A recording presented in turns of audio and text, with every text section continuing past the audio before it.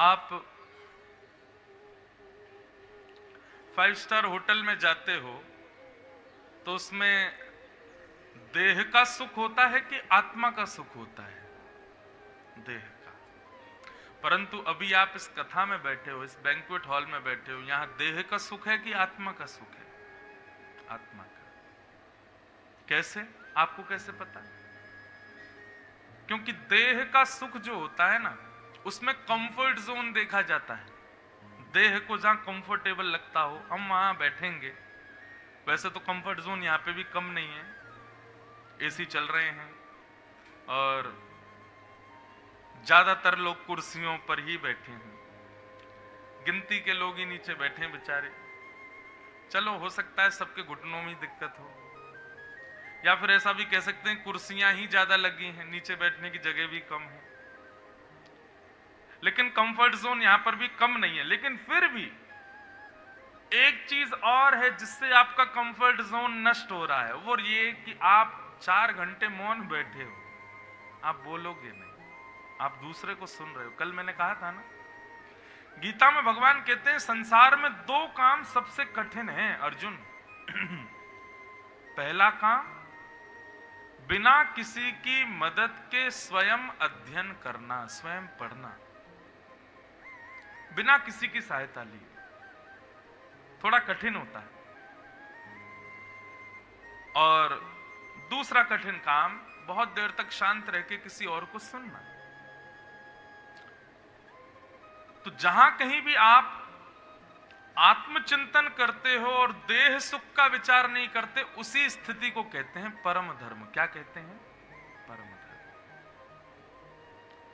श्रीमद् भागवत क्या करती है कि एक बार कथा सुनने वाले को बार बार परम धर्म करने की इच्छा प्रकट होती है। मतलब उसको फिर देह सुख मिले ऐसी इच्छा नहीं रहेगी, उसको बार बार लगेगा कि आत्म सुख ही मिले। कहने का अभिप्राय, बहुत ज्यादा कथा सुनने वाले लोग, बहुत ज्यादा कथा सत्संग प्रेमी लोग, उनको इससे मतलब नहीं कि दाल में नमक कम है, सही बात कह रहे हैं हम।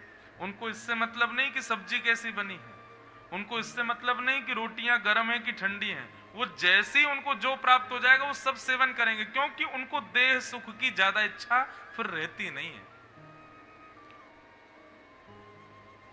सुबह से मुंह फुलाए घूम रहे थे कोई, तो आपने जाके पूछा क्यों भैया इतने उदास क्यों हो?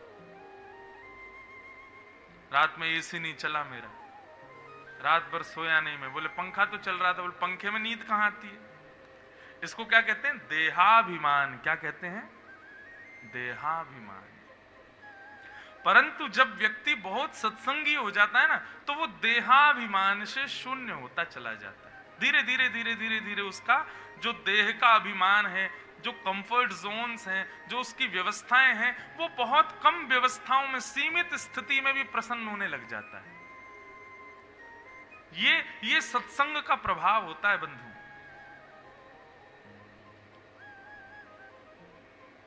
हम लोगों की ज्यों-ज्यों उम्र बढ़ती है ना, त्यों-त्यों हमारे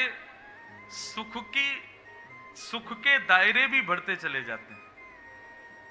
मैं कभी कभी अपनी कथा में कहा करता हूं, जितना छोटा बच्चा उतनी सस्ती खुशी, और जितना बड़ा बच्चा उतनी महंगी खुशी।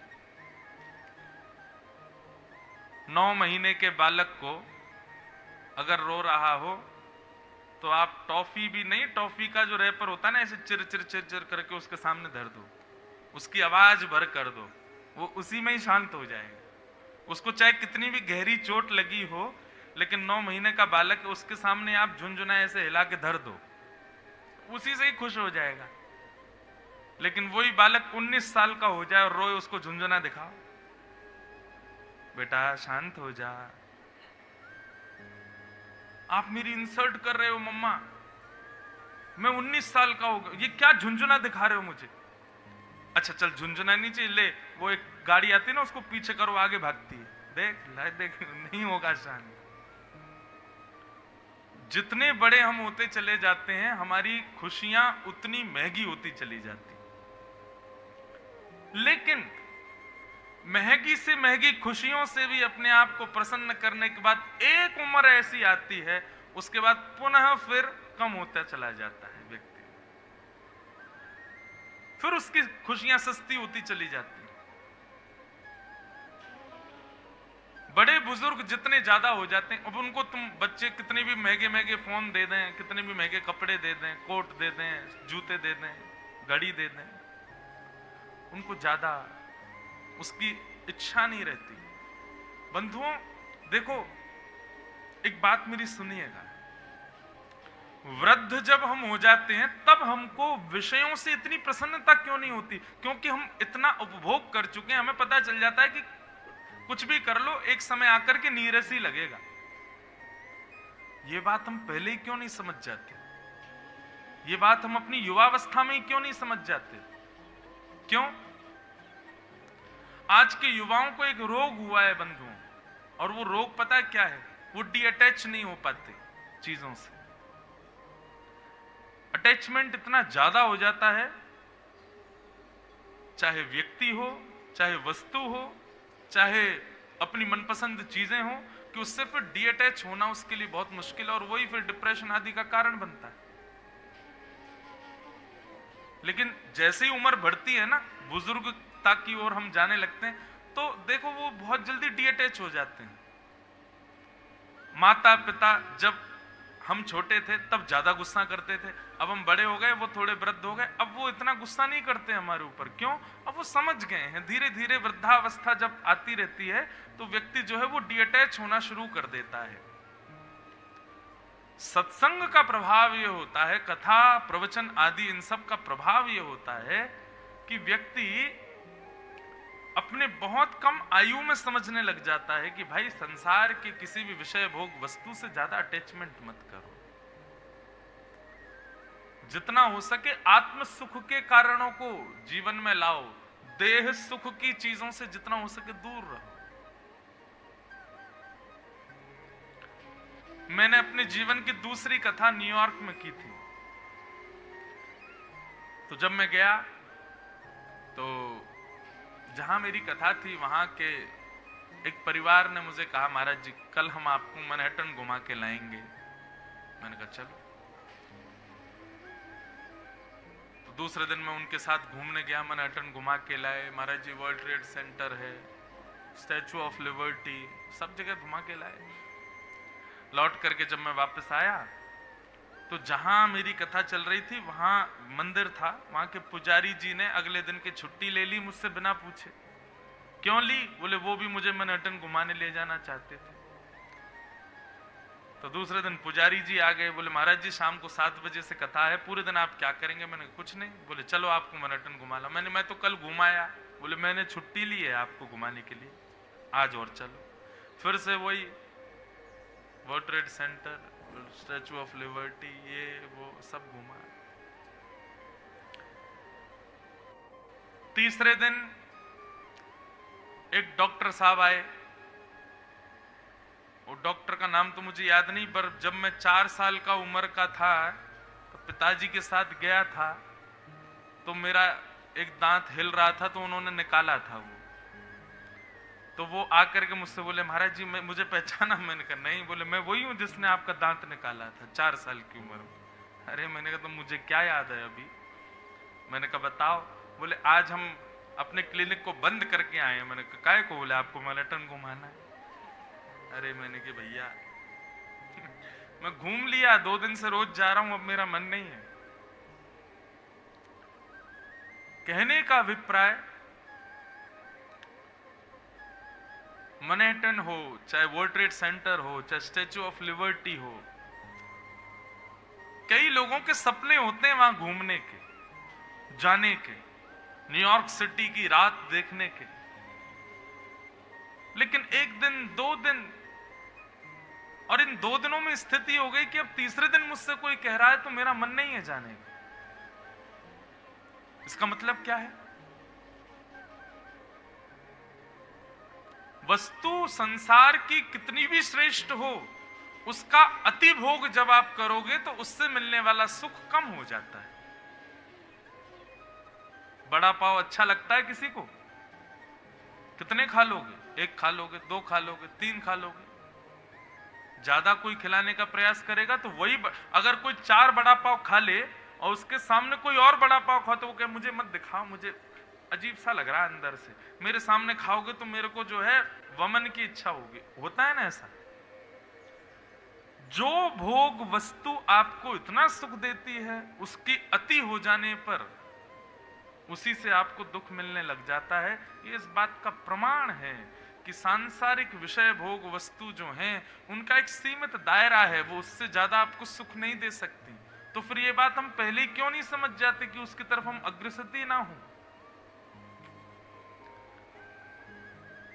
परम धर्म का मतलब ही यही है कि भागवत व्यक्ति को देह नहीं आत्म सुख के विषय का चिंतन कराना प्रारंभ कर देती है। इस सभागृह में 2-4 लोग ऐसे भी बैठे हैं जो मेरी लगभग कथाओं में जब भी मुंबई आता हूं तो मुझे दिखते हैं, आते हैं। और ऐसा नहीं वो आसपास से ही आ रहे हैं, बहुत दूर दूर से भी आ रहे हैं, 2-2 घंटे की ट्रेवल करके आ रहे हैं। क्यों आ रहे हैं? यहां पर ना तो मैं उनका नाम बोल रहा हूं, ना मैं उनको मंच पे बैठा रहा हूं, ना उनका बहुत ज्यादा सम्मान कर रहा हूं, फिर भी वो क्यों आ रहे हैं? क्यों? क्योंकि यहां देह सुख नहीं मिल रहा है, उनको आत्म सुख मिल रहा है। और देह सुख को सुख कहते हैं, आत्म सुख को आनंद कहते हैं। आनंद और सुख में यही अंतर है। जहां देह को प्रसन्नता मिले वो सुख है, लेकिन जहां आत्म सुख प्रकट हो उसको आनंद कहते हैं। और आनंद सांसारिक वस्तुओं से नहीं मिलता, कृष्ण नाम से मिलता है, कृष्ण कथा से मिलता है, कृष्ण दर्शन से मिलता है, कृष्ण भोग से मिलता है, कृष्ण प्रसाद से मिलता है, कृष्ण सुमिरन से मिलता है। और माफ कीजिए, जिसको एक बार आनंद आने लग गया ना, वो फिर सुख की स्थिति में नहीं जा पाएगा, वो सुख के काम को नहीं कर पाएगा। अब मैं अपनी एक प्राइवेट स्थिति बताऊं तो मैं भी जीन्स पहनता था, मैं भी टी शर्ट पहनता था, मैं भी आजकल के बच्चों की तरह मैं भी घूमता था, आज भी घूमता हूं। लेकिन अब ऐसा नहीं है कि मैं पहन नहीं सकता, लेकिन मेरी इच्छा ही नहीं होती, मेरा मन ही नहीं होता। मैं रात्रि सोता हूं तो भी धोती पहन के ही सोता हूं।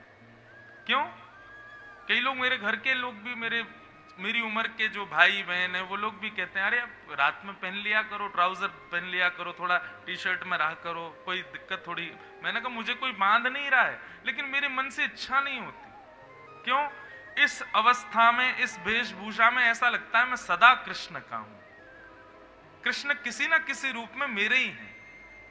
मैं रात में भी सो के यदि बीच में उठूं और उस समय दर्पण में देखूं तो माथे का तिलक थोड़ा सा बिगड़ा हुआ सा दिखे, थोड़ी धोती दिखे, तो तब भी ये लगता है कि निद्रा में भी सही तिलक तो है, निद्रा में भी सही धोती तो है, किसी ना किसी रूप में मैं कृष्ण का हूं निद्रा के समय भी। पत्नी क्यों 24 घंटे सिंदूर रखती है मांग में? ताकि जब भी उसको कोई देखे तो पहचान जाए कि भाई ये रिजर्व्ड है, इसका ब्याह हो चुका है। ऐसा मैंने कहा भैया यमराज कभी भी आ सकता है, रात में भी आ सकता है, दिन में भी आ सकता है, किसी भी समय उसका आगमन हो सकता है। तो कहीं मेरी वेशभूषा ही देख करके, मेरे माथे का तिलक ही देख करके, मेरी चोटी देख करके, मेरी स्थिति देख करके उसको पता चल जाएगा ही इज रिजर्व्ड, ये कृष्ण का हो चुका है। मैंने कहा यमराज पे इतना समय थोड़ी कि वो पूरा बायोडाटा देखे कि कितनी कथाएं कर ली, कितना भजन किया, कितना नाम जप लिया। ठीक है वो सब देखते तो हैं, पर फिर भी उसको कहीं ना कहीं से एक इंप्रेशन में ही पता चले ना कि हाँ ये ठाकुर जी का है, इसलिए धोती, इसलिए चोटी, इसलिए तिलक, इसलिए कंठी माला। इसको कहते हैं परम धर्म, ये धर्म नहीं है। परम धर्म में देह सुख की स्थिति नहीं है, आत्म सुख, आनंद। और वो आनंद मिलता है ठाकुर जी से संबंधी वस्तुओं में।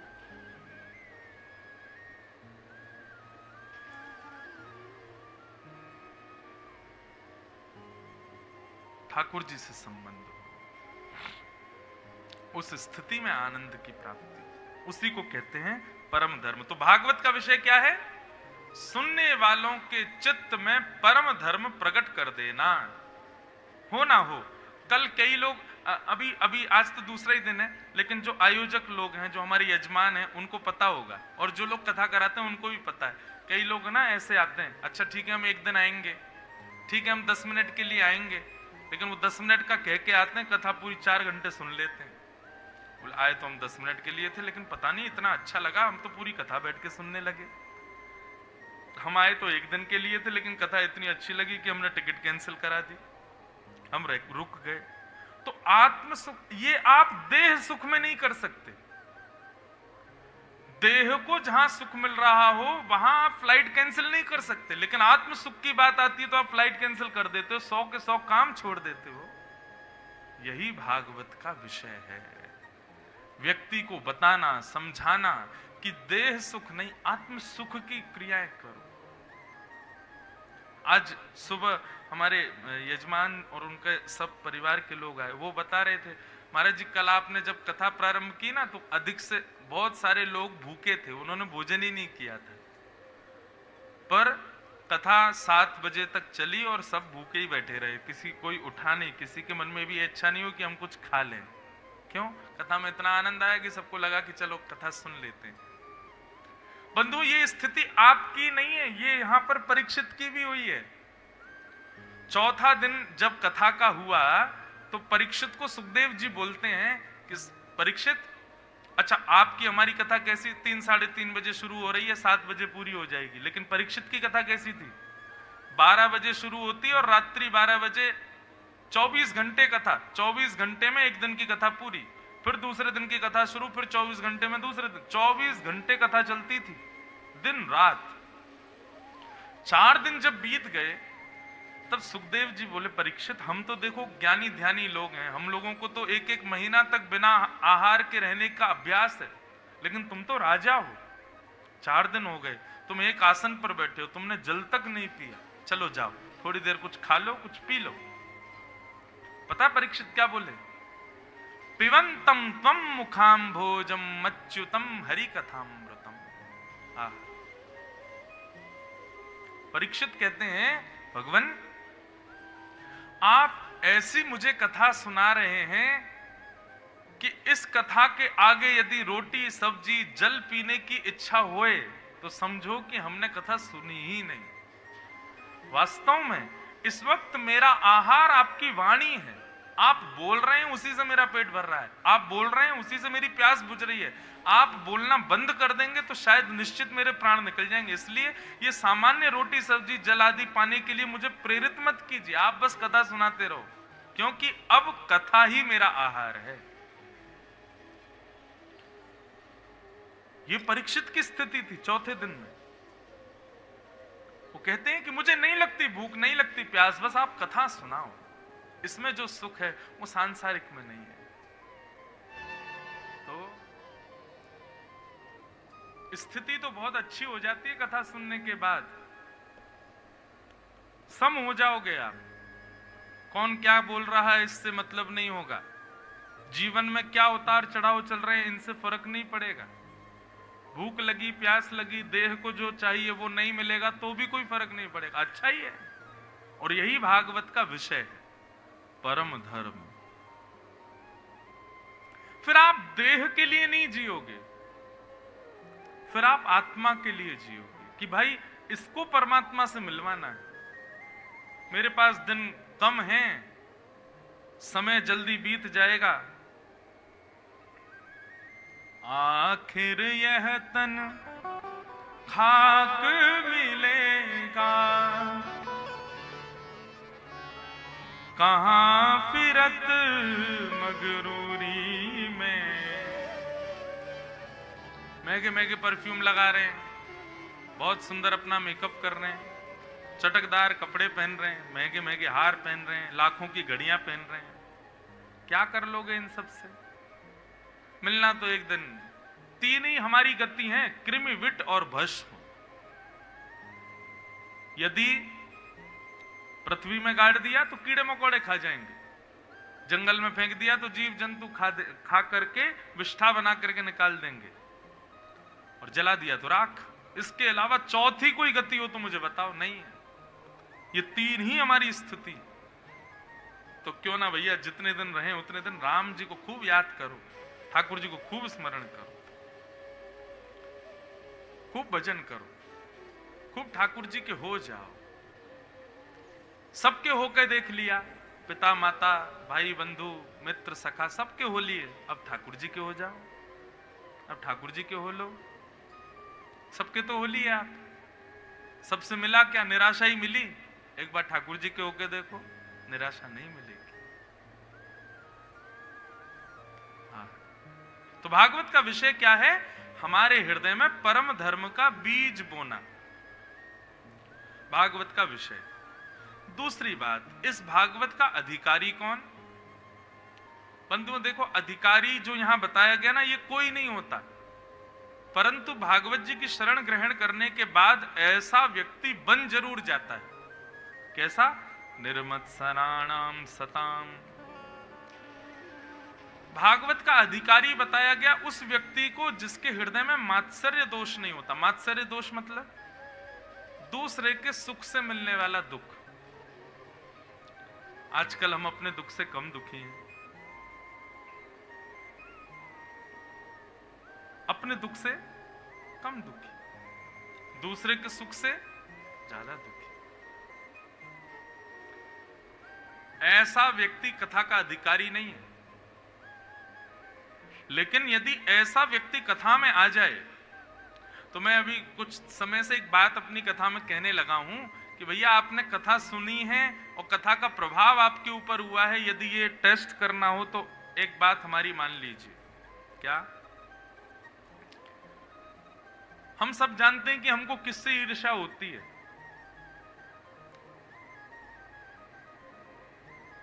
जिससे भी ईर्ष्या होती है, 7 दिन बाद कथा सुनने के पश्चात उस व्यक्ति को देखिएगा। यदि उसको देखने पर पुनः ईर्ष्या होवे तो समझो अभी हमने कथा नहीं सुनी है। लेकिन 7 दिन बाद जब आप उसको देखो तो उसको देख करके ऐसा लगे कि भाई नहीं, अब इसमें थोड़ी अच्छाई तो है, भली ठीक है 2-4 कमियां फिर भी दिखें, लेकिन एक आध अच्छाई और दिख जाए। कहने का अभिप्राय, कथा जब आपको चुनती है ना, तो आप सब में गुण देखने लगते हो, दुर्गुण नहीं देखते। राक्षस और संत, इनमें अंतर क्या है? राक्षस खुद में गुण देखते हैं, बाकी सब में दुर्गुण देखते हैं, और संत सब में सद्गुण देखते हैं, खुद में दुर्गुण देखते हैं। हमारे वृंदावन में कभी किसी संत से मिलो, श्रेष्ठ रसिक संत से मिलो, वो सदैव अपने आप को दीन ही बताएंगे, सभी अपने आप को खराब ही बताएंगे। हैं तो सब संत, लेकिन सब में गुण देखेंगे। चैतन्य महाप्रभु नाम सुना है? चैतन्य महाप्रभु एक बार किसी कथा में गए और कथा जाकर के सुनने लगे, तो कथा जो वक्ता कर रहे थे वो पढ़े लिखे नहीं थे, कुछ भी बोल रहे थे अनर्गल, केवल दक्षिणा लेने के लिए बैठे थे व्यासपीठ पर। अब चैतन्य महाप्रभु के साथ जो शिष्य मंडली गई थी वो तो समझ गई कि ये व्यास जी को कुछ आता जाता नहीं है, ये तो बस ऐसे ही बोले जा रहे हैं। पर चैतन्य महाप्रभु की स्थिति क्या थी? दोनों भुजाएं उठा करके अविरल अश्रु धारा गिर रही थी। आहा आहा, मधुरतम मधुर मधुर, कितनी सुंदर कथा। भावावेश में आ गए। जब कथा के बाद शिष्यों ने चैतन्य महाप्रभु से पूछा, भगवान क्षमा करें दृष्टता, परंतु हम जिसकी कथा में गए थे वो इतनी बढ़िया कथा तो कर नहीं रहा था, ना वो ज्ञानी था, उसकी कथा में श्लोक भी गलत थे, केवल समय निकाल रहा था 4 घंटे, और आप उसकी कथा में भावावेश में चले गए। आप उसकी कथा में ऐसा प्रिटेंड कर रहे थे मानो जैसे कितनी अच्छी कथा कर रहा था। आपके नेत्रों से अविरल अश्रुधारा निकल रहे थे, ऐसा क्यों? चैतन्य महाप्रभु कहते हैं, तुम लोग उसकी परीक्षा लेने गए थे कि कथा सुनने गए थे? बोले भगवान सुनने तो कथा ही गए थे, लेकिन वो सुनाई ऐसी रहे। तो बोले नहीं, वो कुछ भी बोल रहे थे, लेकिन मुख से कृष्ण तो बोल रहे थे ना, मुख से राम तो बोल रहे थे ना, मुख से माधव तो बोल रहे थे ना, केशव तो बोल रहे थे ना, और क्या चाहिए तुमको? और उस दिन चैतन्य महाप्रभु बोले, तृणादपि सुनीचेन, अपने आप को तृण के समान मानो, और सामने बैठा हुआ कोई भी व्यक्ति हो उसको सदैव गुणवान एक पर्वत के समान मानो कि ये बहुत गुणवान है, मुझसे ज्यादा गुण इनके अंदर हैं, सदैव ऐसे रहो। बंधुओं देखो, हम किसी को अपने से श्रेष्ठ मान लें ऐसा तो हो नहीं सकता, बहुत फैक्ट बात है। आप अपने से श्रेष्ठ किसी को नहीं मान सकते, पर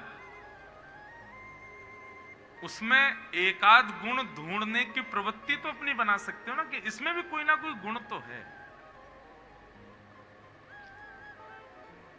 कथा उसी दिन से असर करने लग जाएगी जिस दिन आपकी चित्त वृत्ति इस प्रकार की हो जाए कि आप अत्यंत उपेक्षित अयोग्य व्यक्ति में भी गुण खोज लो कि इसमें यह गुण है।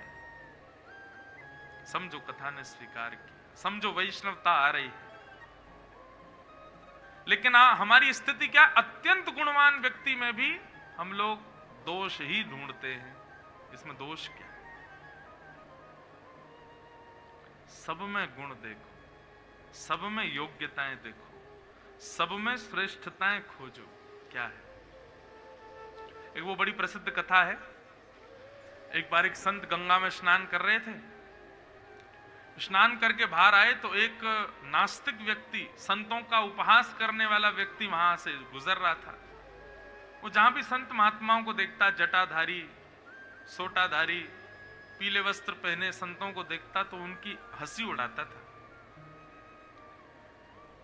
आज उसने क्या किया, जैसे संत गंगा स्नान करके आए तो जल पी करके उनके ऊपर उगल दिया। दोबारा चले गए, दोबारा स्नान किया, दोबारा बाहर आए तो उसने फिर उगल दिया, फिर चले गए, फिर स्नान करके आए, तीसरी बार फिर उगल दिया। जितनी बार उसने जल उनके ऊपर फेंका मुंह से, उतनी बार वो स्नान करने गए। थोड़ी बहुत देर करने के बाद उसको बहुत बुरा लगा, बोले कि मैंने गलती कर रहा हूं, बताओ मैं इनके ऊपर इतना उगल रहा हूं, ये फिर भी बार बार जाके गंगा स्नान कर रहे हैं, क्रोध नहीं कर रहे। अब की बार बाहर आए तो उसने चरण पकड़ लिए, बोला भगवान मैं आपके धैर्य को प्रणाम करता हूं, मैंने इतनी बार आपके ऊपर जल उगला लेकिन आप हर बार नदी में स्नान करने चले जाते हैं, मुझसे कुछ नहीं बोलते। संत ने उल्टा उसको प्रणाम किया, बोले कि नहीं मुझे तुझे प्रणाम करना चाहिए। बोले क्यों? बोले क्योंकि रोज तो मैं एक ही बार स्नान करता था, आज तेरी वजह से 10 बार स्नान हो गया मेरा। रोज तो एक ही बार गंगा मैया की गोद में जाता था, आज तेरी वजह से 10 बार गंगा मैया ने गोद में उठाया, भैया तुझे प्रणाम। ऐसी स्थिति, सब में गुण देखो। कोई एक गुण भी यदि आप व्यक्ति में देखने लग जाओगे ना, समझो बस उसी दिन से आपके अंदर परिवर्तन होना प्रारंभ हो जाएगा। इसलिए आज के बाद हमारी एक बात मानिए, और जब घूमते हैं आप सब में कुछ ना कुछ गुण निकालो। इसमें गुण क्या है, इसकी योग्यता क्या है, इसमें श्रेष्ठता क्या है, ये देखना प्रारंभ करो। आप बस इतने से प्रारंभ कीजिए, आप 6 महीने के अंदर देख लेंगे कि आपके अंदर कितना मेजर परिवर्तन आ जाएगा। विचारधारा, बुद्धि, सोच सब बदल जाएगी। गुण देखो। अभी सोमनाथ में पहली बार हमने मानस की कथा की, रामचरितमानस। तो वहां पर एक इतना सुंदर प्रसंग आता है कि जब भरत जी सारे अयोध्या वासियों को लेकर के चित्रकूट पहुंचे राम जी को वापस लाने के लिए, तो जब पहला मिलन हुआ अयोध्या वासियों का राम जी से, सब दौड़ दौड़ करके एक दूसरे को गले लगा रहे थे। तो तभी क्या हुआ कि निषाद राज गुह ने विश्वामित्र जी को प्रणाम किया। जब प्रणाम किया तो उन्होंने वशिष्ठ जी को जब प्रणाम किया तो उन्होंने उसको दूर से ही बस आशीर्वाद दे दिया। लेकिन राम जी को ये बात भाई नहीं, बोले कि ये मेरा मित्र है और वशिष्ठ जी ये सोच रहे हैं कि ये कौन से कुल जाति में जन्मा है, इसको हम हृदय से नहीं लगाएंगे। सबको लगाया, उसको नहीं लगाया। तो राम जी ने गुरु जी को दिखाते हुए उसको हृदय से लगाया। गुरु जी ये मेरा बड़ा प्रिय है, ये मुझको बहुत प्यारा लगता है, मुझे बहुत प्रेम है इससे। जब राम जी की इस दशा को देखा तब वशिष्ठ जी ने उसको भी हृदय से लगाया। बोले भाई जब राम जी नहीं विचार करते तो हम क्यों विचार कर रहे? हम कैसे विचार कर सकते हैं? तो ठाकुर जी का स्वभाव कैसा है बंधु? जात पात पूछे नहीं को, हरि को भजे सो हरि को हो। ठाकुर जी किसी में भी अवगुण नहीं देखते, सब में गुण का दर्शन करते हैं। यही दृष्टि, यही स्थिति हमारी होनी चाहिए। मेरी दृष्टि में मुक्ति किसे कहते हैं? आपकी दृष्टि में मृत्यु के बाद मुक्ति मिलती होगी, लेकिन मेरी दृष्टि में जीते जी आप अपनी जाति से मुक्त हो जाओ, जीते जी अपने बंधनों से मुक्त हो जाओ, जीते जी अपने व्यवहारों से मुक्त हो जाओ, जीते जी सांसारिक उपभोगों से मुक्त हो जाओ, ये वास्तविक मुक्ति है। इन 7 दिनों के अंदर यदि एक भी दूषित लक्षण हमने अपना नष्ट कर दिया, वो असली मुक्ति मानी जाएगी। मुझे क्रोध बहुत आता है, एक एग्जाम्पल दे रहा हूं आप लोगों में से किसी का, और 7 दिन में आपने विचार किया कि भाई कथा सुन के अपना क्रोध कम करना है। आप सच बताएं, जिस दिन आपका क्रोध कम होगा ना, उसी दिन आप मुक्त हो गए।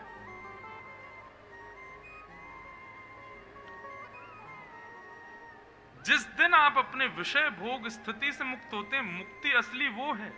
मृत्यु से बाद में होना वो मुक्ति श्रेष्ठ नहीं, जीते जी मुक्त होना है। सब में गुण देखो।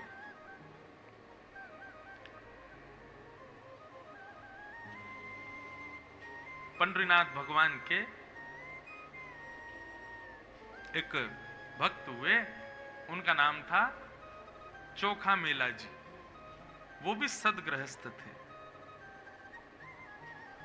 लेकिन एक ऊंची जाति में नहीं थे, एक निम्न जाति में उनका जन्म हुआ। बंधुओं, फिर एक बात कहूं, ये जात पात हम मानवों की है, ठाकुर जी के लिए नहीं है ये सब। ठाकुर जी इसका विचार भी नहीं करते। अभी जगन्नाथपुरी में कथा हुई तो वहां एक इतना सुंदर भाव हमारे हृदय में आया, मेरे मन में आया। ठाकुर जी इतने नियमों में क्यों रहते हैं?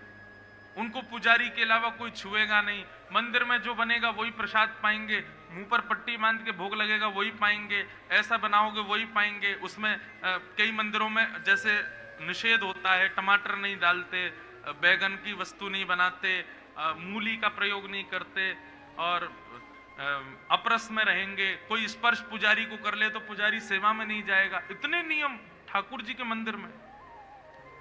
तो वहां मन में भाव आया कि भाई पूरे विश्व को मुक्त करने वाला खुद इतने नियमों में बंधा हुआ भगवान, इतने नियम कानून भगवान के लिए। तो मन में पता है क्या भाव आया कि ठाकुर जी इसलिए इतने नियमों में रहते हैं कि भैया कोई में सामर्थ हो तो अपनी प्रेम भक्ति से मेरा नियम तोड़वा के दिखाए। जिसने तोड़वा दिया, और तोड़वाए हैं, कितने भक्तों ने नियम तोड़वाए ठाकुर जी के। अब मुझे स्मृति में नहीं, तुकाराम जी का जाने नामदेव, जो मैं वो थोड़ा कंफ्यूजन रहता है दोनों में, पर एक इनमें से थे। वो दर्शन करने गए पंडरीनाथ भगवान का, तो अपनी पादुका कमर में ही बांध के ले गए। तुकाराम जी पादुका कमर में ही बांध के ले गए। क्यों? तुकाराम जी दर्शन करते थे पंडरीनाथ भगवान का, और दृष्टि रहती थी कोई मेरी चप्पल तो नहीं ले जाएगा, कोई उठा तो नहीं ले जाएगा। तुकाराम जी ने मन में विचार किया कि भाई इतना मन ही चप्पलों में जाता है। दूसरे दिन कमर में ही बांध ले गए। बोले अब ठीक है, यहीं बंधी रहेगी, इसमें मन और नहीं लगेगा। विट्ठल भगवान को देखने लगे तो किसी ने देख लिया कि ये चप्पल बांध के लाए हैं, तो शिकायत कर दी। तो पुजारियों ने थोड़ी उनकी सिकाई कर दी, निकाल दिया मंदिर से बाहर। वो चप्पल लेके आए हो भीतर मंदिर में। बाहर जाकर के तुकाराम जी रोने लगे, बोले नाथ मुझे आपका नियम नहीं तोड़ना था, आपका मंदिर अपवित्र नहीं करना था, मुझे तो अपने मन पर भरोसा नहीं। वो बार बार चप्पल का स्मरण करता था, इसलिए कमर में बांध के आ गया था भीतर। लेकिन कोई बात नहीं नाथ, अपराध हुआ है तो आज आपके दर्शन से मैं वंचित हूं। दूर बैठ करके जय जय राम कृष्ण हरि, जय जय राम कृष्ण हरि कीर्तन करने लगे। तो पंडरीनाथ भगवान के सामने लाखों भक्त खड़े थे, लेकिन पंडरीनाथ भगवान ने पूरे मंदिर को उस तरफ मोड़ दिया जहां तुकाराम जी बैठे थे, नियम तोड़ दिया। हमारे राधा रमन जी पहले शालिग्राम शिला के रूप में थे, लेकिन गोपाल भट्ट गोस्वामी के लिए त्रिभंग लली ठाकुर जी बन के खड़े हो गए, नियम तोड़ दिया। कितने नियम तोड़े हैं ठाकुर जी ने अपने भक्तों के लिए। तो मुझे ऐसा लगता है ठाकुर जी नियम कानूनों में इसलिए रहते हैं कि किसी में सामर्थ्य हो तो अपनी प्रेम लक्षणा भक्ति से तोड़वा के दिखाओ। यदि तुमने तोड़ दिया तो मान जाएंगे। इस पे कोई अतिशयुक्ति मत कर बैठना आप लोग। नियम तोड़वाने का मतलब बताऊं, आपके ठाकुर जी यूं ही बैठे रहते हैं 24 घंटा, लड्डू गोपाल।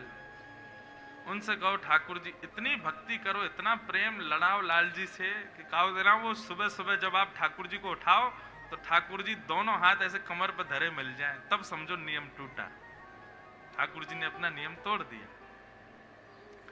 किसी दिन आप थाली रखो और जब थाली उठाने जाओ तो देखा भोग प्रसाद सारा चट्ट हो गया, सब पा गए ठाकुर जी, पूरी थाली चाट गए, समझो नियम तोड़ दिया। कितने नियम तोड़े भक्तों के लिए। तो पंडरीनाथ भगवान के एक भक्त हुए, उनका नाम चोखा मेला जी, सदगृहस्थ थे परंतु निम्न जाति में थे। एक दिन ठाकुर जी के लिए केले का प्रसाद लेकर के गए और पुजारी जी को कहने लगे, बोले पंडरीनाथ भगवान को, विट्ठल भगवान को भोग लगा दो। पुजारियों ने कहा तुम सोच भी कैसे सकते हो, तुम्हारे हाथ की छुबी वस्तु हम ठाकुर जी को देंगे। आ गए चले, मुंह उठा करके केला लेके, लो भोग लगा दो, चलो जाओ वापस यहां से। और तुम दूर से ही दिखा दो, तुम्हारी इतनी सामर्थ्य है, तुम दूर से दिखा दो बस और चले जाओ। चोखा मेला जी को बड़ा बुरा लगा, रोने लगे एकांत में बैठ करके, ठाकुर जी से कहने लगे मेरी गलती क्या है इसमें, आप ब्राह्मण कुल में भेजते मुझे, इसमें मेरी क्या गलती कि मैं कैसे माता पिता के घर में जन्मा हूं, इसमें मेरी क्या गलती कि ये जात पात का पूरा कार्यक्रम आपने बना रखा है, इसमें मेरा क्या दोष है, मेरा तो भाव शुद्ध है ना, मेरा तो मन पवित्र है ना। ठाकुर जी ये सब दोष आपके हैं, मेरे नहीं है। और यदि इस जन्म में, इस जाति में मैं आपका भोग नहीं लगा सकता, ब्राह्मण कुल के ही आप केवल अधिकारी हो, तो ठीक है मैं अपने प्राण त्यागता हूं, और प्राण त्याग करके ब्राह्मणों का स्मरण करके प्राण त्यागूंगा, क्योंकि अंते यामति सागति, अंत में जो सोचते हैं वो अगले जन्म में बनते हैं। तो ब्राह्मणों का चिंतन करके मरूंगा, तो अगले जन्म में जब ब्राह्मण बनूंगा तब आपका भोग लगाऊंगा। भले बने बैठे हो जगन्नाथ, नाम बदल लीजिए आप अपना, आप जगन्नाथ नहीं हो, आप ब्राह्मण नाथ हो, आप ऊंची पदवी वालों के नाथ हो, आप पैसे वालों के नाथ हो। ऐसे करके ठाकुर जी को छेड़ने लगे, रोने लगे और अन्न जल त्याग करके बैठ गए। बोले अब तो बस प्राण त्यागने, क्यों, क्योंकि इस देह से तो ठाकुर जी सेवा स्वीकार नहीं करेंगे ना। जैसे ही इस भाव में आए, मंदिर में बैठे पंडरीनाथ भगवान विचलित हो गए और अर्धरात्रि के समय चोखा मेला जी के द्वार पर उन्होंने देखा कि दिव्य तेज प्रकट हुआ है, चंदन की सुगंधी आ रही है, नूपुरों की छम छम आवाज आ रही है। तभी उन्होंने दृष्टि खोल करके देखा तो श्री पंडरीनाथ भगवान उनके द्वार पर खड़े हुए, द्वार पर पधारे। चोखा मेला जी ने जैसे ही देखा वो समझ गए, बोले भगवान आए हैं, बहुत मैंने सुना दिया इसलिए आ गए। अब क्यों आए हो आप, लौट जाइए यहां से, जाइए ब्राह्मणों के यहां जाइए, श्रेष्ठों के यहां जाइए, उन्हीं से सेवा लीजिए, आप उन्हीं के ठाकुर हो, हम तो अब अगले जन्म में ही करेंगे आपकी सेवा। पंडरीनाथ भगवान बोले चोखा मेला, अरे मैं तो इसलिए आया हूं, मुझे बहुत जोर की भूख लगी है भैया, सुबह से आज कछु खाया नहीं है, तू ऐसे मीठे मीठे केला मुंह को दिखा के गए, वाके बाद मंदिर को प्रसाद मुझको अच्छा ही नहीं लगा, मुझे तब से वही केलों की याद आ रही है, मुंह को खवाए दे। ठाकुर जी भीतर प्रवेश कर गए और बैठ करके जैसे ही पाने लगे, ठाकुर जी बोले नहीं यहाँ पाटे पे बैठ के नहीं, तुम्हारी गोद में बैठ के पाएंगे। और चोखा मेला जी की गोद में लटक करके ठाकुर जी उनके हाथों से केला खा रहे।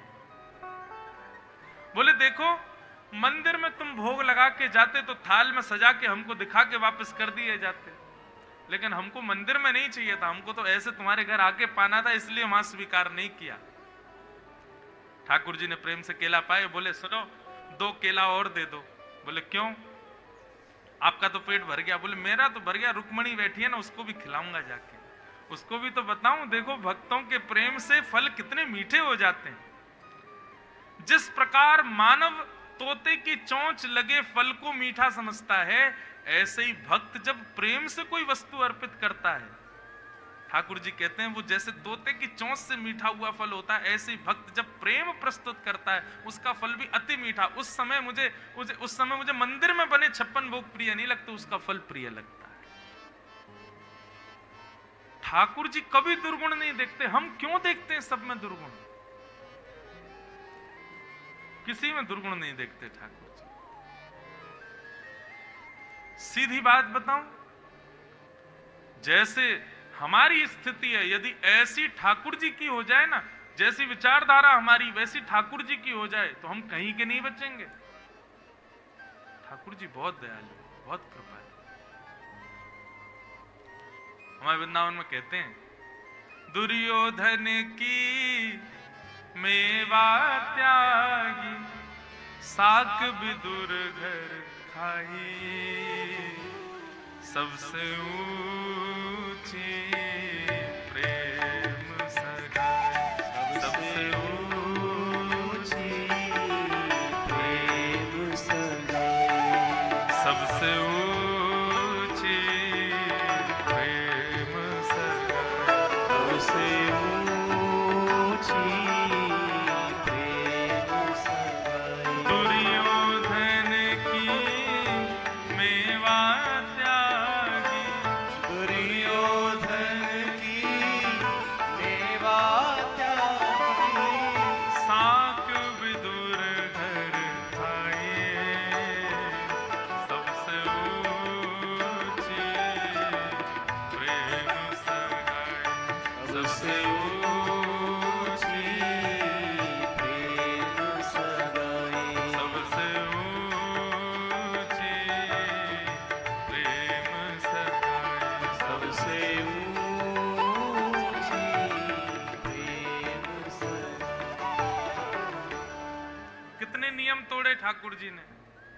प्रेम के वश अर्जुन रथ हाको, भूल गए ठकुराई। दुर्योधन की मेवा त्यागी, साख विदुरगर खाई। कितने नियम तोड़ते हैं ठाकुर जी। नियमों में रहते ही इसलिए, ये चुनौती है हम भक्तों के लिए। ठाकुर जी नियम में इसीलिए हैं, बोले तोड़ के दिखाओ। और किसी में प्रेम भक्ति हो तो तोड़ो, तोड़ेंगे ठाकुर। तो निर्मत सराणाम सताम, भागवत का अधिकारी कौन? जिसके हृदय में मात्सर्य दोष नहीं है, दूसरे की उपलब्धियों से जो कभी दुखी हो जाता हो, ऐसे व्यक्ति को कथा का अधिकार नहीं। दूसरे की उपलब्धियों में और प्रसन्न होता हो, ऐसे व्यक्ति को भगवत सेवा का अधिकार, भगवत कथा का अधिकार। इस प्रकार वैद्यम वास्तवमत्र वस्तु शिवदम तापत्रयोन्मूलनम, श्रीमद्भागवते महामुनि कृते किंबा परैरीश्वरः, सद्यो हृद्यवरुध्यते त्रिकृतिभिः शुश्रूषुभिस्तच्छणात्। इस प्रकार भागवत का मंगलाचरण हुआ। 3 श्लोकों में मंगलाचरण गाया। निगम कल्प तरोर गलितम फलम, सुखमुखादमृत द्रव संयुतम, पिबत भागवतम रसमालयम, मुहुरहो रसिका भुवि भावुका।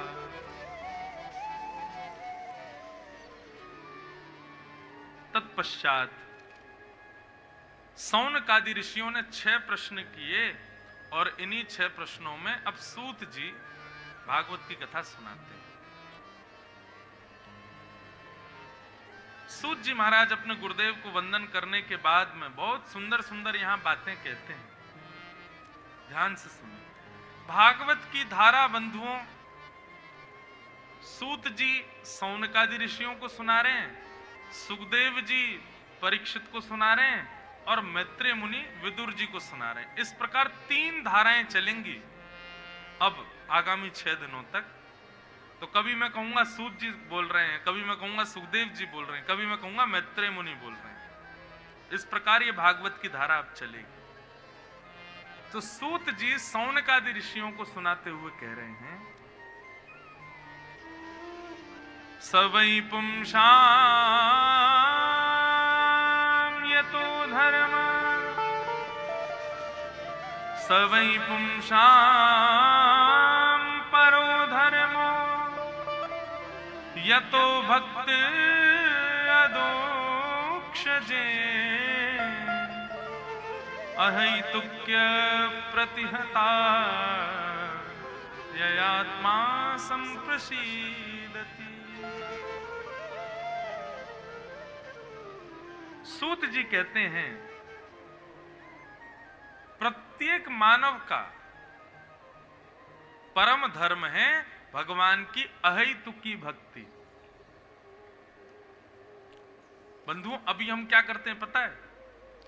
अभी केवल भक्ति, और उस भक्ति के पीछे हमारी कामना क्या है कि ठाकुर जी हमको खुश रखें, ठाकुर जी हमारी सब भली भली करें, ठाकुर जी हमारे साथ कुछ भी बुरा ना करें, हमारे सारे काम बने रहें। ऐसी हमारी भक्ति है, आकांक्षा युक्त भक्ति हम करते हैं। एक प्रकार से वही ठाकुर जी एटीएम मशीन है, कृपा रूपी भक्ति रूपी, उसमें कार्ड लगा करके हम चाहते हैं कि ठाकुर जी उसके बाद हमको सुख ही सुख दें, भला ही भला करें बस हमारा। ऐसी भक्ति हमारी। लेकिन भक्ति कैसी हो? अहैतुकी भक्ति। अहैतुकी भक्ति कैसी होती है? जैसे राखो तैसे रहूं, जानत हो सब दुख सब जन के, मुख से कछु न कहूं। सूरदास जी कहते हैं जैसे राखो तैसे रहो। आप जैसे रखोगे नाथ, हम वैसे नहीं। इसको कहते हैं अहैतुकी भक्ति। क्या कहते हैं? जोर से बोलो, अहैतुकी भक्ति। ठाकुर जी जो प्रस्तुत कर दें उसको प्रसाद मान करके स्वीकार करें। जैसी स्थिति बन जाए उसको स्वीकार करें, जो परिस्थिति हो उसको स्वीकार करें। भगवत कृपा प्रसाद है ये जीवन मेरा, ऐसा मानकर के जो जिए उसको कहते हैं अहैतुकी भक्ति।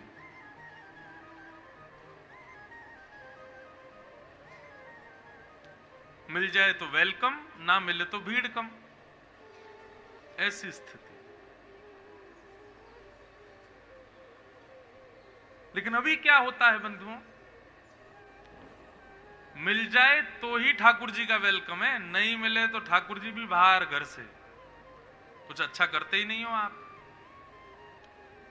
कई लोग तो देवता ही बदलते रहते हैं, कभी हनुमान जी, कभी अंबा मैया। आजकल कौन चल रहे हैं? आजकल शंकर जी का ज्यादा क्रेज चल रहा है, ट्रेंड में चल रहे हैं शंकर जी। आजकल कहां पहुंच गए? बोले आजकल जो है शनि महाराज ज्यादा बढ़िया है। हमारे महाराष्ट्र में एक स्थान है शनि सिग्नापुर, मैं गया हूं वहां दर्शन करने, बहुत बढ़िया जगह है। वहां जब मैं गया था, छोटा था, नगर में पिताजी की कथा हुई थी, अहमदनगर। तो वहां से जब हम गए शनि सिग्नापुर, तब वहां प्रसिद्धि थी कि वहां घरों में गेट नहीं होते, लॉक नहीं लगाता कोई। क्यों? बोले चोर आ ही नहीं पाते, चोर आके चोरी करते हैं तो अंधे हो जाते, ऐसा मैंने सुना था। अभी भी ऐसा है वहां पर शनि सिग्नापुर। तो हम लोग क्या करते हैं? हवा जहां की उस देवता को पकड़ लेते हैं। विश्वास कितना कच्चा हम लोगों का, एक जगह स्थिति नहीं रखते अपनी। हमारे गुरुदेव कथा सुनाते हैं कि एक व्यक्ति था, गोपाल जी की बहुत सेवा करता था, लड्डू गोपाल जी, लेकिन ज्यादा संपन्न नहीं था। और उसका एक मित्र था वो करोड़पति, वो शंकर जी की आराधना करता था। एक दिन दोनों मिले तो उसने कहा, भाई तुम इतने सालों से पूजा अर्चना सब करते आए हो, लेकिन तुम्हारी स्थिति दिन ब दिन कम ही होती जा रही, बढ़ तो रही नहीं है। उसने कहा, क्या करें, गोपाल जी की पूजा करते हैं। और हम देखो, हम करोड़पति हो गए, हम शंकर जी की पूजा करते हैं। सुनो मेरी बात मानो, तुम ना शंकर जी घर पे ले आओ और कुछ दिन रुद्राभिषेक रोज करो। शंकर जी बड़े दयालु देव हैं, जल चढ़ाओ, दूध चढ़ाओ, कुछ भी चढ़ाओ, धतूरा चढ़ाओ, बिल्वपत्र चढ़ाओ, उसी से ही खुश हो जाते हैं। तो उसने वही किया, शंकर जी ले आया और घर में शंकर जी की सेवा करनी जैसी प्रारंभ की तो जो गोपाल जी थे उनको उठा करके अलमारी में धर दिया। बोले अब तुम यहीं विराजो, इतने दिन में तो कोई कृपा करी नहीं आपने, यहीं बैठे रहो। अब तो शंकर जी पूजे जाएंगे। शंकर जी की जैसी पूजा करने लगा तो अभिषेक आदि करने के बाद में उसने धूप बत्ती वगैरह जलाई, बढ़िया प्रेम से अभिषेक करने लगा तो धूप बत्ती का सहज ही धुआं जो था वो उठ करके वहां जाने लगा जहां अलमारी में गोपाल जी बैठे थे। तो उसके मन में पता है क्या बात आई, बोले अच्छा अभी आज तक तो इन्होंने मुझ पर कृपा करी नहीं, अब ये दूसरा देवता आ गया ना तो चिढ़ के देखो उसकी धूप बत्ती की सुगंधी भी खुद ही लिए जा रहे हैं, अपने पास ही ले रहे हैं, अपने पास खींच रहे हैं। अभिषेक करने के बाद बोलो अभी बताता हूं। उठ करके गया और अलमारी खोल के बोला, बोले आज तक तो मुझ पर कोई कृपा करी नहीं, अब शंकर जी की आराधना भी नहीं करने दे रहे हो, उनकी धूप बत्ती, आज धूप बत्ती के धुआं को ले रहे हो, उनकी सुगंधी ले रहे हो, कल भोग भी खा जाओगे उनका, अब उनको भी कृपा नहीं करने दोगे, रुको मैं तुमको बाहर छोड़ के आऊंगा घर से। जैसे ही गोपाल जी पकड़े सोई गोपाल जी प्रकट हो गए। प्रकट होकर के उससे कहे, अरे भाई ऐसा क्यों करता है। उसने कहा आज तक आप प्रकट नहीं हुए और आज शंकर जी की आराधना हुई आप प्रकट हो गए। भगवान आपकी चतुराई समझ गया मैं, आप जैसा ईर्ष्यालु कोई नहीं है। बताओ दूसरे देवता की पूजा से इतनी ईर्ष्या की प्रकट हो गए, मैंने इतने आपके भोग लगाए, इतने आपकी आराधना करी, कभी प्रकट नहीं हुए। गोपाल जी बोले, देख आज तक तू आराधना पूजा सेवा सब करता था, परंतु आज जब धुआं मेरी तरफ आया तो तेरे मन में ऐसी भावना आई कि मैं धुआं सूंघ रहा हूं, मतलब मैं मूर्ति नहीं हूं, मैं चैतन्य हूं। तेरे मन में ये विचारधारा आई कि भाई ये साधारण मूर्ति नहीं है, इनके अंदर भी इच्छा है अपनी पूजा करवाने की। आज तूने मुझे मूर्तिमान मान करके मेरे को अपने पूजा से नहीं हटाया, तूने साक्षात चैतन्य मान करके मुझे हटाया, इसलिए मैं प्रकट हो गया। अभी तक तू मुझे मूर्ति मानता था, लेकिन आज तेरी स्थिति ऐसी बनी, तूने मुझे चैतन्य माना। तो विश्वास हमारा बहुत जल्दी डगमगा जाता है, थोड़े थोड़े देर में ही हम लोग देवता बदल देते हैं। ऐसा नहीं। सबई पुंसाम परो धर्मो यतो भक्तिर अदोक्षजे। सभी पुरुषों का परम धर्म क्या है? अदोक्षज भगवान की अहेतुकी भक्ति। अहेतुकी, अहेतुकी का मतलब सुख दो चाहे दुख दो, फिर भी ठाकुर जी को कभी त्यागे ना, और कैसी भी परिस्थिति स्थिति हो जाए भक्ति कभी डगमगाए ना। इसको कहते हैं अहेतुकी भक्ति।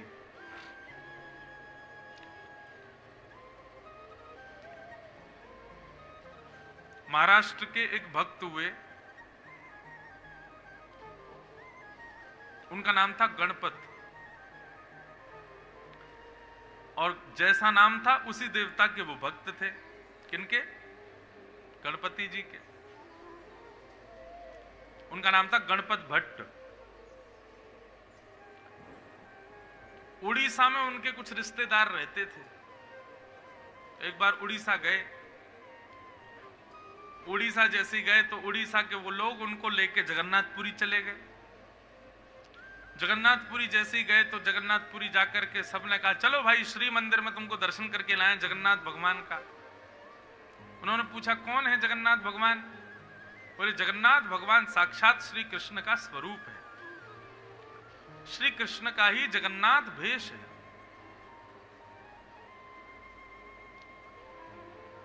तो गणपत भट्टी जी बोले नहीं नहीं नहीं नहीं, मैं नहीं जाऊंगा, मैंने सुना है उनके बारे में वो बड़े खतरनाक है। बोले खतरनाक कैसे? बोले मैंने सुना है ये मदन मोहन मनमोहन कृष्ण का कोई दर्शन कर ले तो फिर और किसी को देख ही नहीं पाता, उन्हीं का हो जाता है। और मैं तो मेरे आराध्य देव गणेश जी हैं, मैं उनके अलावा किसी को नहीं देख सकता, मैं अपनी भक्ति को कभी डगमगाने नहीं दे सकता, मेरे तो केवल गणेश जी हैं, मैं उनके अलावा किसी को देखूंगा ही नहीं। और ऐसा कह करके वो मंदिर में घुसे ही नहीं। अब तो वहां पे प्रसाद भी नहीं पावे ना, वहां पे कुछ भी खावे। बोले क्यों? बोले जगन्नाथपुरी में तो सब कुछ जगन्नाथ जी का भोग है। बोले कहीं मैंने भोग पा लिया और मेरे मन से गणेश जी की भक्ति चली गई तो भोग भी नहीं पाऊंगा। समुद्र के किनारे जाकर के रोने लगे, इतनी दूर महाराष्ट्र से चल करके मैं यहां आ गया, मुझे अगर पहले पता होता कि यहाँ कृष्ण भगवान का मंदिर है तो मैं आता ही नहीं, मैं तो गणेश जी का मंदिर जान के आया था, अब क्या करूं। तो मंदिर में बैठे हुए जगन्नाथ भगवान इतने रीझ गए उनके इस भाव से, न जाने कौन से गुण पर दयानिधि रीझ जाते, न जाने कौन सा गुण उनको भा जाए। गणपति भट्ट के इस भाव से रीझ गए कि भैया देखो ये गणेश जी का कितना बड़ा भक्त है कि उनके आगे मेरे को देखना इसको मंजूर नहीं। इतने में ही ठाकुर जी एक छोटे से बालक का रूप बना करके समुद्र किनारे पहुंच गए और जाकर के गणपति भट्ट से बोले भैया आप कुछ खा लीजिए, थोड़ा कुछ पानी पी लीजिए। अरे मुझसे मत बोलना, यहाँ ये जगन्नाथपुरी है, पुरुषोत्तम क्षेत्र में सब भगवान जगन्नाथ का ही प्रसाद होता है और मैंने कहीं पा लिया और मेरी कहीं निष्ठा नष्ट हो गई गणेश जी के प्रति, तो अब तो भैया मैं प्रतीक्षा कर रहा हूं कब जाऊं यहां से वापस महाराष्ट्र, अपने गणेश जी की पूजा करूंगा तब कुछ पाऊंगा। तो छोटा सा बालक बोला, बालक थोड़ी था जगन्नाथ जी थे, बोले अरे भैया तुमको किसी ने बहका दिया है, ये जगन्नाथ भगवान जो हैं ये गणेश जी हैं, ये गणेश जी का ही मंदिर है। बोले गणेश जी हैं? बोले हाँ। अच्छा उनके बड़े बड़े कान हैं? बोले और नहीं तो कान हैं। उनका बड़ा पेट है? बोले बहुत बड़ा पेट है। उनकी सूंड है? बोले बहुत प्यारी सूंड है श्री जगन्नाथ जी की, चलो तुमको दर्शन करावें। इतने में ही महाराज गया, लेकिन उसने कहा तुम कहीं मुझे झूठ बोल रहे हो तो? बोले एक काम करो तुम आंखों पे पट्टी बांध लो और पट्टी बांध के चलो और जगन्नाथ जी को छू के देख लेना, उनकी सूंड भी है, कान भी है, पेट भी है। गणपति भट्ट जी जैसे ही गए, अच्छा पहले बंधुओं जैसे पंढरपुर में आज भी कितने भी दर्शनार्थी चले जाओ सब जाकर के पंडरीनाथ भगवान को स्पर्श कर सकते हैं, गले लगा सकते हैं, ऐसे श्री जगन्नाथ जी में 2008, 9, 10 तक भी हर दर्शनार्थी को अंदर जाके जगन्नाथ जी को हृदय से लगाने का अनुमति थी, अभी 2010 तक भी, हाँ 2014 तक। उसके बाद से अभी बंद हो गया, मतलब पिछले 8-9 वर्षों में। बाकी पहले सब लोग भीतर जाके जगन्नाथ जी को स्पर्श कर सकते थे। तो गणपति भट्ट जी आंखों पे पट्टी बांध के गए और जैसे ही ब्रह्मवेदी पे पहुंचे जगन्नाथ जी के पास, जाकर के उन्होंने स्पर्श किया। बोले गणेश जी हैं कि नहीं देखूं पहले? तो पहले तो उनके इधर हाथ लगाए तो बड़े बड़े कान हाथ में आ गए, बोले हाँ कान तो बड़े हैं। उसके बाद नीचे उधर पकड़ा तो जेब बड़ा, पेट लंबोदर, बोले हाँ पेट भी बड़ा है। जैसी नाक पकड़ी तो महाराज लंबी सूंड हाथ में आ गई। आहा समझ गए, बोले जय हो मेरे गणपति हैं। भैया मुझे बहका दिया कि तो कृष्ण का मंदिर है, ये तो गणेश जी का ही है। जैसे ही प्रणाम किया तो जगन्नाथ भगवान ने अपनी सूंड से उनके सिर को ऐसे ऐसे और कर दिया, तो समझ गए, बोले अरे ये तो गणेश जी है। जैसे ही नजर खोल करके देखा, पट्टी हटा के देखा तो जगन्नाथ जी, सूंड भी नहीं थी, नाक भी नहीं, पेट भी नहीं। बोलो हो ये क्या हुआ, अभी तो इनकी सूंड थी अब कहां चली गई? पट्टी बांध करके स्पर्श करें तो सूंड दिखे, सूंड का अनुभव हो, और पट्टी खोल के देखें तो जगन्नाथ जी। रोने लगे, घबरा गए, बोले हे नाथ क्या हो रहा है? इतने में जगन्नाथ जी प्रकट हो गए। बोले भैया भेद क्यों मानता है, गणेश हो, शिव हो, दुर्गा हो, सब मेरा ही विलास है, सब जगह मैं ही। मुझमें और उनमें कोई भेद नहीं है, भेद क्यों करते हो? और तब से श्री जगन्नाथ जी ने नियम बना लिया, आज भी स्नान पूर्णिमा, ज्येष्ठ पूर्णिमा के दिन श्री जगन्नाथ जी, बलभद्र जी और सुभद्रा जी आज भी गणपति भेष धारण करते हैं, उस भक्त की याद में, उस भक्त की स्मृति में। तो इसे कहते हैं अहेतुकी भक्ति। भले ही गणेश जी के प्रति थी, लेकिन कितनी अहेतुकी भक्ति, इसको कहते हैं अनन्य भक्ति, अहेतुकी भक्ति। ऐसी भक्ति जो करता है ठाकुर जी के प्रति, ठाकुर जी कहते हैं वो मुझे बहुत प्रिय है। हमारे अंदर है ऐसी भक्ति? हमें जरा सा कोई लोभ दे दे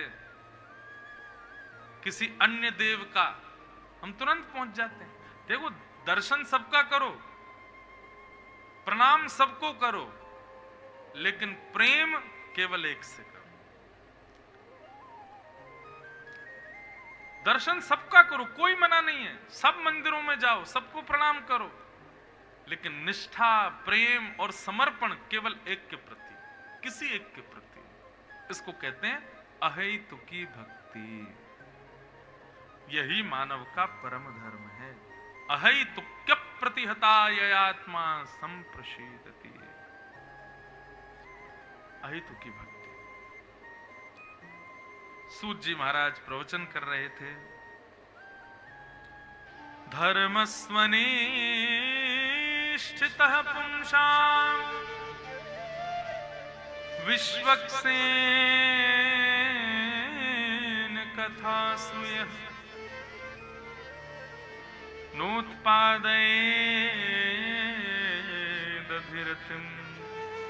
श्रम एव हि केवलम्। धर्मस्वनिष्ठितः पुंसाम् विश्वक्सेन कथास्मयः नोत्पादयेदधिरतिं श्रम एव हि केवलम्। बहुत अच्छी बात है, बहुत ध्यान से सुनिएगा। सूत जी महाराज कहते हैं हमारी भक्ति, हमारा अनुष्ठान, हमारे द्वारा की गई भगवत सेवा, उससे ठाकुर जी प्रसन्न हैं कि नहीं, ये कैसे जाने? ये कैसे पता चले कि ठाकुर जी हमारी भक्ति से प्रसन्न हैं? आपने बद्रीनाथ की यात्रा की, रामेश्वरम की यात्रा की, पंडरीनाथ भगवान का दर्शन किया, सिद्धिविनायक भगवान को दूर्बा चढ़ाई, नासिक के त्र्यंबकेश्वर में जाके विल्लपत्र चढ़ाया, इन सब से ठाकुर जी राजी हैं, ये आपको कैसे पता चले? क्योंकि सेवा करने वाले लाखों भक्त जाते हैं, लेकिन आपसे ठाकुर जी प्रसन्न है, ये कैसे पता चले? तब यहां पर सूत जी कहते हैं नोत्पादये दधिरतिम श्रम एव हि केवलम धर्मस्वनिष्ठितः पुंसाम् विश्वक्सेन कथास्वयः। कहीं प्रवचन चल रहा हो, कथा चल रही हो, कोई सत्संग चल रहा हो, वहां जाकर बैठ करके देखना।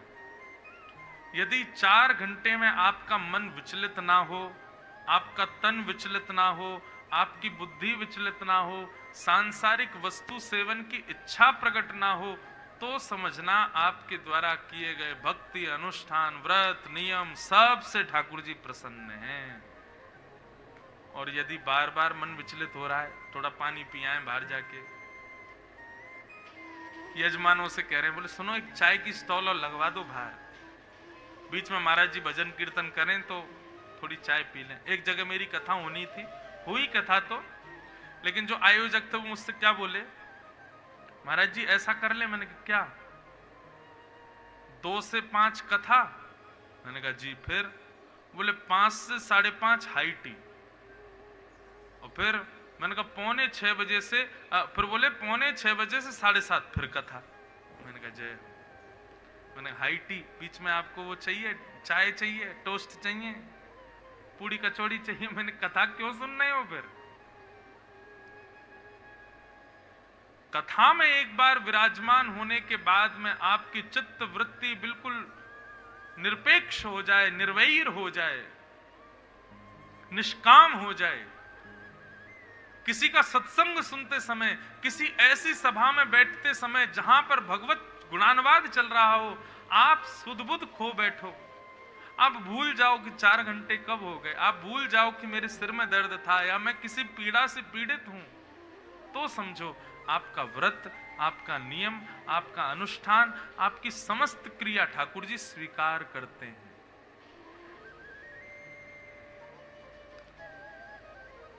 भगवत कथा में, सत्संग में मन भजनों से नहीं लगता, कीर्तनों से नहीं लगता, संगीत से नहीं लगता, चुटकुलों से नहीं लगता, उदाहरणों से नहीं लगता। ठाकुर जी की इच्छा होती है तब लगता है।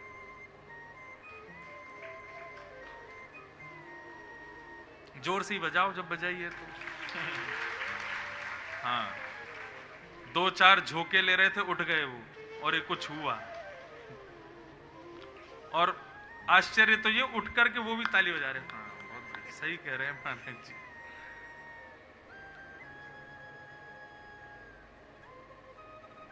भगवत कथा में प्रीति। मैं अपनी कथा में एक बात कहा करता हूं, आपके महाराष्ट्र की थी हमारी रुक्मणी जी। भगवान ने ऐसा कौन सा गुण देखा जिस गुण पर रीच करके ठाकुर जी ने उनको अपनी प्रथम पत्नी बनाया। बहुत सुंदर बात है।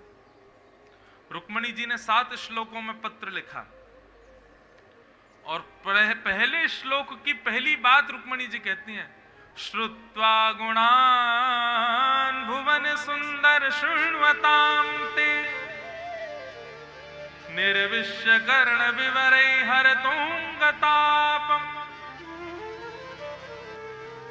रुक्मणी जी कहती हैं, मैंने आपको कभी देखा नहीं है नाथ, मैंने केवल आपको सुना है। मैंने आपकी कथाओं में आपके गुणानुवाद सुने हैं, संतों से आपकी चर्चा सुनी है, और जब से आपके बारे में सुना है, आपका रूप कैसा, रंग कैसा, वैभव कैसा, ऐश्वर्य कैसा, संपत्ति कैसी, मुझे इससे कोई मतलब नहीं।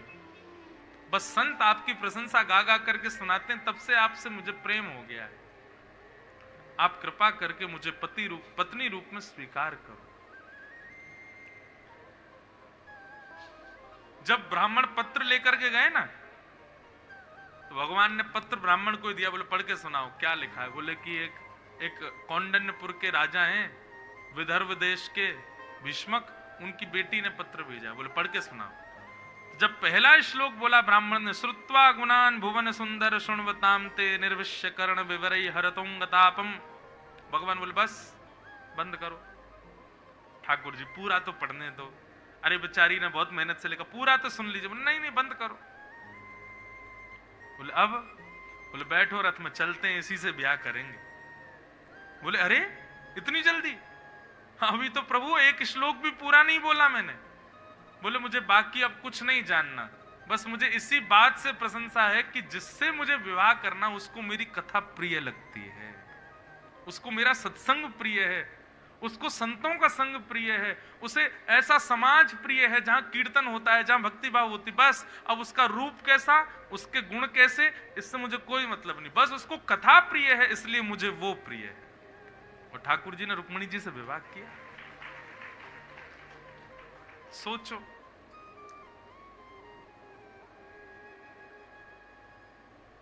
अच्छा भगवान के अति प्रिय 3 लोगों को लीजिए, और तीनों का विशिष्ट गुण क्या है यह विचार कीजिए। पहला अभी हमने सुना, कौन, किसका नाम सुना अभी? रुक्मणी, भगवान की पत्नी। दूसरा लीजिए, कौन? हनुमान जी। प्रभु चरित्र सुन वे को रसिया, राम लखन सीता मन बसिया। हनुमान जी अति प्रिय हैं श्री राम जी को, लेकिन हनुमान जी को क्या प्रिय है? राम जी यदि दर्शन दे रहे हैं बगल वाले सभागृह में, और इस सभागृह में यदि कथा हो रही है, तो हनुमान जी वहां नहीं बैठे होंगे, हनुमान जी कथा में ही बैठे होंगे।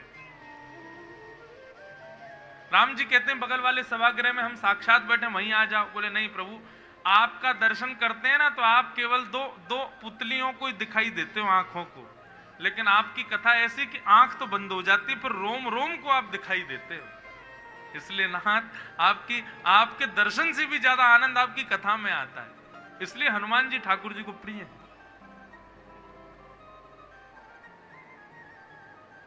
और तीसरे सबसे प्रिय श्री ठाकुर जी के कौन है?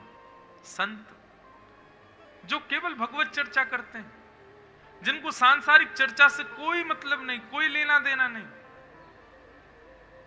जो केवल भगवत वार्ता में ही अपना पूरा दिन व्यतीत करते हैं, ठाकुर जी को वो बड़े प्रिय। इसका मतलब भगवत कथा में यदि आपका मन लग रहा है तो अंदर ही अंदर खुश हो जाना, अंदर ही अंदर प्रसन्न हो जाना। क्यों? क्योंकि ठाकुर जी की इच्छा है तभी लग रहा है, नहीं तो आपकी इच्छा से नहीं लग सकता। आपकी इच्छा से आप भगवत कथा में प्रीति नहीं बढ़ा सकते। कई बार कई लोग सोचते हैं हमने आज तक कथा नहीं सुनी, अब सुन के देखते हैं, और वो जब कथा में आते हैं नहीं लग पाता मन। क्यों?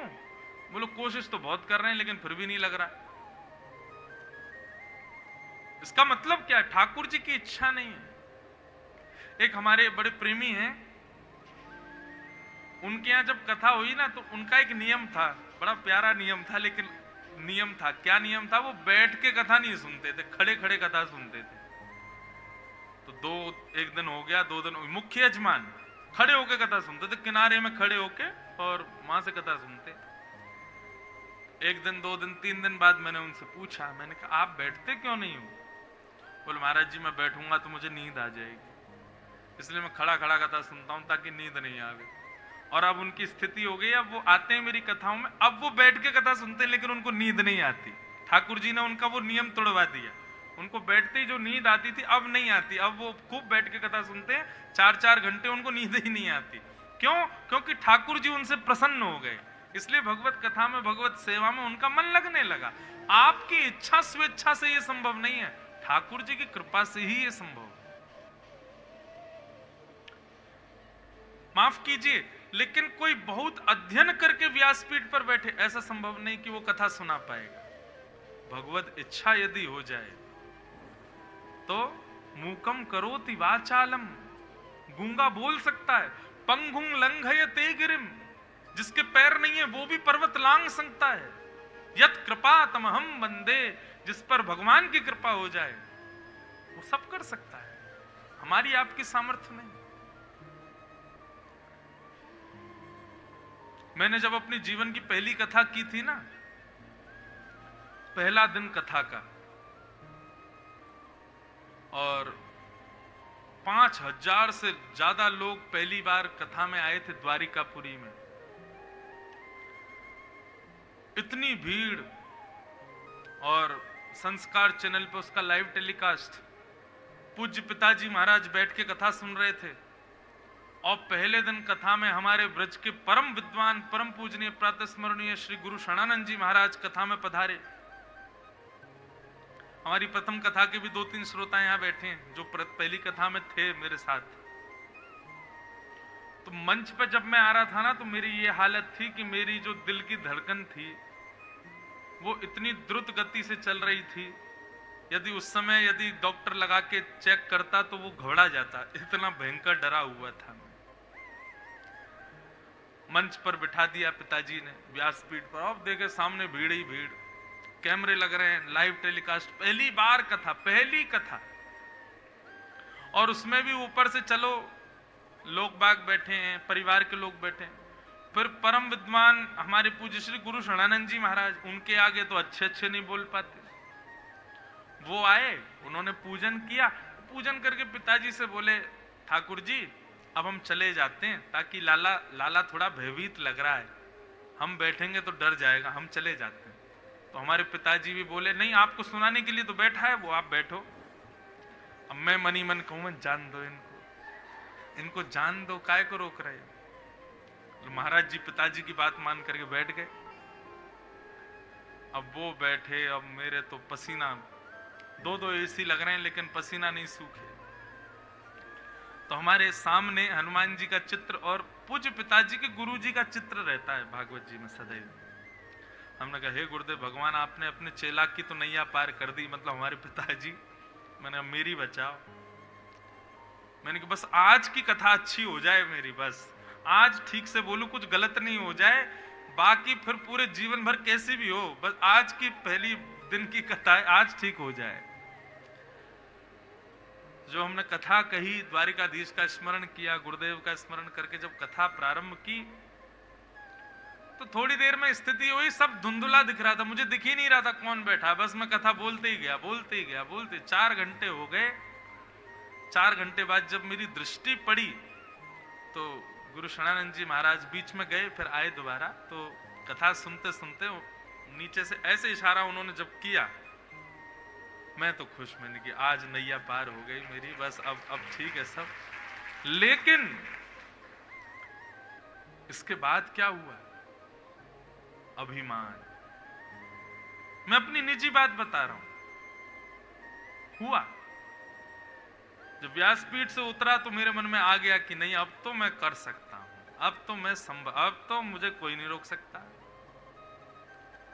और ये परखा हमारे पूज्य नाना जी ने, उनको मेरी आंखों से ही पता चल गया कि इसको अभिमान हो गया है।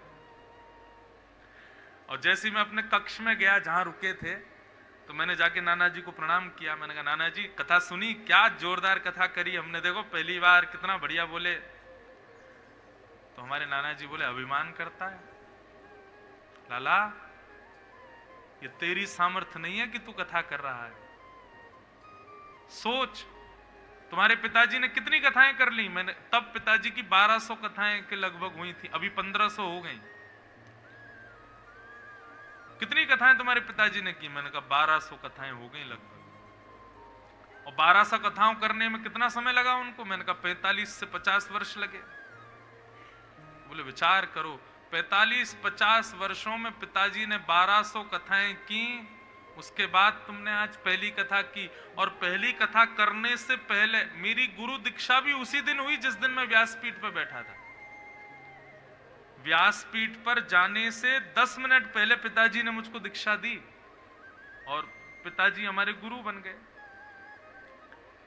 तो हमारे नाना जी ने कहा, बोले कि आज व्यासपीठ पर बैठने से पहले तुमने गुरु दीक्षा अपने पूज्य पिताजी से ली, उसी समय तुम्हारे पिताजी ने दीक्षा देते समय अपनी संपूर्ण कथाओं का बल तुमको दे दिया, इसलिए तुम्हारी कथा हो पा रही है, कि तुम्हारी सामर्थ्य नहीं। जब कोई शिष्य गुरु दीक्षा लेता है तो गुरु का आधा बल उसको मिलता है, लेकिन तुम्हारे तो गुरु ही तुम्हारे पिता हैं। और पिता आधा बल क्यों देंगे पुत्र को? पुत्र को तो पूरा बल देंगे। तो बेटा कम से कम 1200 कथाओं तक तो अभिमान मत करना कि तुम कर रहे हो, तुम्हारे पिताजी का ही आशीर्वाद करेगा कथा, तुम्हारी सामर्थ्य नहीं है। 1200 कथाएं जब तुम्हारी हो जाएं, जब 1201वीं कथा करवे जाओ तब सोचना कि तुम बोल रहे हो, नहीं तो तब तक तो तुम्हारे पिताजी की तपस्या ही बोलेगी, तुम नहीं बोलोगे मंच से। उस दिन हमारे नाना जी ने एक पतन होने से बचाया, नहीं तो अभिमान हो जाता कि हम बोलते हैं। विश्वास मानिए, इस व्यासपीठ पर बैठ के मैं कुछ नहीं, मुझे याद ही नहीं होता आज मुझे क्या बोलना है, कल कहां विषय छोड़ा था, आज कहां से शुरू करना है, मुझे नहीं पता होता। यहां बैठ करके केवल आपका मुखमंडल देखता हूं और ठाकुर जी जैसी प्रेरणा करते रहते हैं, जो भाव प्रकट करते रहते आते रहते हैं। कई बार कई लोग मिलते हैं पूर्व कथा सुनने वाले, महाराज जी आज ये वाला कीर्तन सुनाइएगा, आज ये वाला पद सुनाइएगा, आज ये वाली कथा सुनाइएगा। मैं पर्ची पढ़ करके भी रख देता हूं, मुझे याद ही नहीं रहता 4 घंटे में कि मुझे बोलना है। क्यों? क्योंकक्योंकि विचार करके बोलता ही नहीं हूं और विचार करके बोल सकता भी नहीं हूं, क्योंकि ये भगवत कृपा है। वंशी की सामर्थ्य नहीं कि वो स्वर प्रकट करे। जब कृष्ण अधर पर धारण करते हैं और प्राण पिरोते हैं तभी वंशी बजती है। वक्ता वंशी के समान है। वो अकेला सोचे कि मैं इतने स्वर में गाऊंगा, मैं ऐसी कथा करूंगा, तो उसकी सामर्थ्य नहीं। हाँ, पीछे बैठे पंडरीनाथ को प्रणाम करके कहें कि हे पंडरीनाथ, मैं वंशी हूं, विराज गया हूं व्यासपीठ पर, अब आप प्राण पिरो, फूंको, जो चाहो निकलवा, वही प्रकट होता है। तो कहने का अभिप्राय, आपका कथा में मन लगना और मेरा सीधी सीधी कथा कहना, ये दोनों इस बात का प्रतीक है कि ठाकुर जी हमसे प्रसन्न हैं। ठाकुर जी की अप्रसन्नता ही इस बात को दर्शाती है कि आप कथा में आकर के भी अन्य वस्तुओं का चिंतन कर रहे हो और मैं व्यासपीठ पर बैठ करके भी सही से कथा ना कर पाऊं। ये ठाकुर जी की अप्रसन्नता है। और उनकी प्रसन्नता, उनकी राजी, आपकी इच्छा, आपका मन लगना और मेरा कथा कहना, ये दोनों में सामर्थ्यमान बन जाता है। हमारी आपकी सामर्थ्य नहीं है, ठाकुर जी की इच्छा।